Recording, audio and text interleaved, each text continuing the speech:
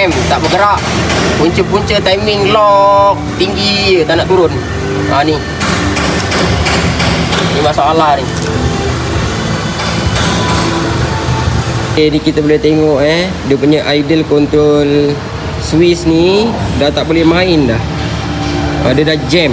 Kalau tengok ni macam kesan kena air ni. Patutnya kat sini ada o-ring tau, air tak boleh masuk.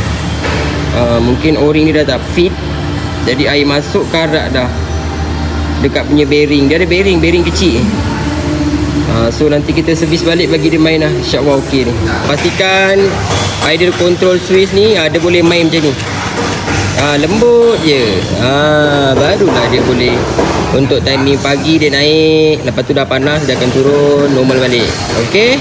Macam masuk gear ke apa, untuk D dia kontrol balik lah.